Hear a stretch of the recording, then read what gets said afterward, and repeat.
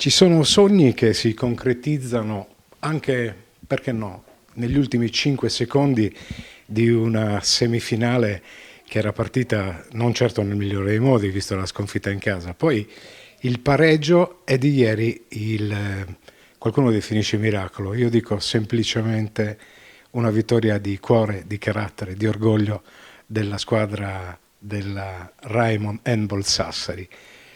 Ne parliamo con uno dei fautori di questa squadra, sicuramente il Deus e Machina, Andrea Giordo. Sei arrivato direttamente stamattina dall'aeroporto per stemperare che cosa? Abbiamo fatto un bel viaggetto di rientro, però ne valsa la pena.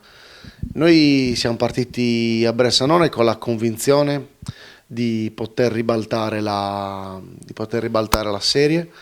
Abbiamo fatto una partita in casa non all'altezza delle aspettative rispetto all'ultimo mese e mezzo, per come abbiamo giocato nell'ultimo mese e mezzo. Il secondo tempo in casa con Bressanone non è stato dei migliori ed è proprio per questo che eravamo convinti di poter fare molto meglio e poter dire la nostra in quel campo che ci aveva già visto vincitori un mese fa. Una squadra coesa, questo lo ha dimostrato perché dopo qualche minuto ha fatto meno del suo coach e di uno dei suoi stranieri più titolati. Però la Brixen ha dovuto fare i conti con quell'orgoglio prettamente sardo. Io non so come siete riusciti ad inculcarlo anche a ragazzi che arrivano sicuramente da altre parti dell'Italia e anche dell'Europa. È un progetto soprattutto, perché ricordiamo la conquista della Coppa Italia lo scorso anno, un progetto che va avanti con la convinzione, insomma, che si può fare qualcosa di estremamente positivo. Ma ti ripeto, i ragazzi ieri hanno fatto un qualcosa di eccezionale. Io sinceramente, sono sincero, dopo il primo tempo pensavo che ci fosse ben poco da poter fare, perché siamo partiti a Bressanone con le rotazioni corte. Ci siamo trovati dopo 3 minuti senza uno dei nostri migliori giocatori, sicuramente il nostro miglior giocatore in difesa, e sappiamo che differenza possa fare a Lilkovic in attacco, e soprattutto dopo 3 minuti senza la guida del nostro allenatore. I ragazzi hanno fatto un qualcosa di inimmaginabile, e credo che questo sia veramente la testimonianza di ciò che è stato fatto negli ultimi 2 mesi, del lavoro che stanno facendo, e ce lo siamo meritati tutto.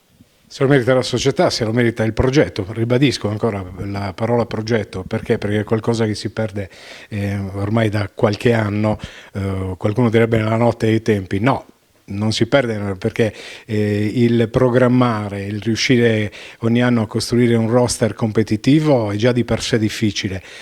Proseguire in quella che è la crescita credo che sia il punto di partenza, perché adesso c'è da giocare una finale, vada come vada si parte dalla consapevolezza che si è già raggiunto un ulteriore step per la crescita di questo sodalizio. Guarda, hai detto bene, questo è un progetto. Noi esistiamo dal 2017, abbiamo fatto 2 anni di A2 e questo è il nostro quarto anno di A1.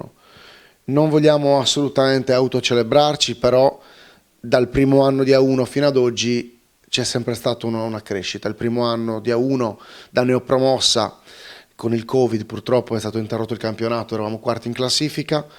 L'anno dopo siamo arrivati secondi in classifica senza i playoff dietro al Conversano, facendo una stagione ancora migliore. L'anno scorso sappiamo benissimo, abbiamo sollevato il primo trofeo maschile per la pallamano a Sassari, e quest'anno abbiamo fatto un ulteriore step andando in finale scudetto.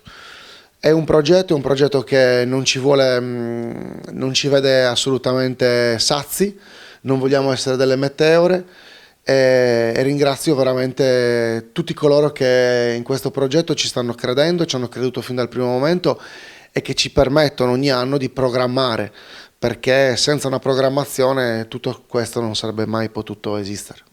Avete scritto una pagina di storia, c'è ancora una pagina bianca, no? Quella da scrivere, però come si dice, l'appetito viene mangiando. Questa è una squadra realmente che ha dimostrato sul campo che non sono i budget, non sono i top player che tante squadre hanno presentato al via di questa competizione, è quel qualcosa in più.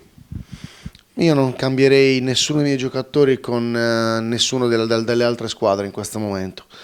Noi sappiamo cosa possiamo fare, c'è un'altra pagina da scrivere, ma comunque vada la scriveremo perché una finale scudetto non capita tutti i giorni di giocarla. Noi in primis vogliamo vedere sabato un palazzetto completamente pieno perché lo meritano i ragazzi, lo merita la società e lo merita Sassari, credo, perché non si gioca ogni anno una finale scudetto in nessuno sport. L'ultima finale scudetto l'ha giocata la Dinamo 3-4 anni fa, qualche anno prima l'ha anche vinta. Credo che sia un'occasione anche per Sassari farsi trovare pronti e far vedere al resto d'Italia che comunque a Sassari la pallamano si mastica ed è seguita come deve essere seguita. Ultimissima cosa, quindi Pala Santoro, orario 18:15, chi non dovesse assistere al Pala Santoro, speriamo pochi perché speriamo veramente di vederlo pieno, potrà seguire la partita su Eleven Sport e su Sky Sport in occasione delle finali scudetto, anche Sky trasmetterà le 3 gare.